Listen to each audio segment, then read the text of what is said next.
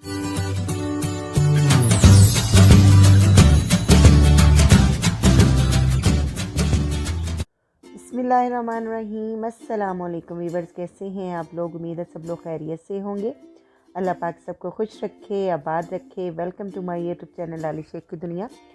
आज मैं बनाने लगी हूँ बहुत ही मज़ेदार, चटखारेदार, ज़बरदस्त किस्म की चटनी जो आपके स्टमक के बहुत से प्रॉब्लम्स दूर करेगी, आपके डाइजेस्टिव सिस्टम को बहुत बेहतर बना देगी। इसमें ऐसी चीज़ें इस्तेमाल होगी जो आपके ये बहुत ही फ़ायदेमंद होंगी। चले जी रेसिपी को स्टार्ट करते हैं। इस चटखारेदार मज़ेदार चटनी की चीज़ें मैं आपको बता दूं, बहुत ही आसान झटपट से बन जाने वाली चटनी है ये।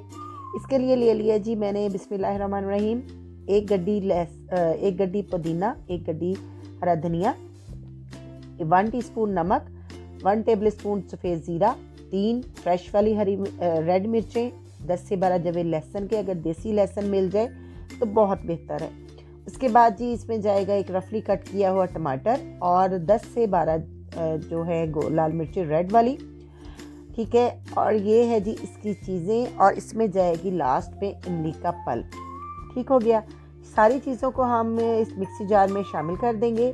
पर ये चटनी इतनी चटखारेदार है, इतनी मज़ेदार है। आप इसको पराठे के साथ, आप इसको राइस के साथ, आप इसको किसी भी स्नैक्स के साथ, कबाब के साथ, आप इसको सैंडविचेस के साथ आप इसको सर्व करें, खुद खाएं। ये आपके मोटापे खाने के बाद अगर आप इसका हाफ टी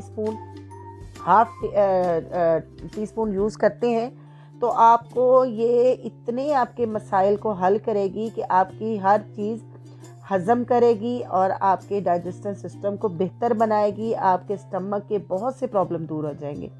ठीक है जी। लास्ट पे इसमें मैं शामिल कर रही हूँ 3 टेबल स्पून भर के इमली का पल्प, जिसको मैंने भिगो के रख दिया हुआ था। मेरी इमली ये जो है बहुत खट्टी है।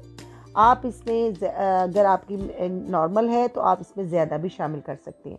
ये देखें जी, चटनी हमारी बन के तैयार है। और इसको झटपट से बना के आप इसको फ्रिज में तकरीबन 1 हफ्ते तक ये आपकी बिल्कुल इसी तरह फ्रेश रह सकती है। ठीक है। आप उसको इसमें कुछ भी डालने की ज़रूरत नहीं पड़ेगी।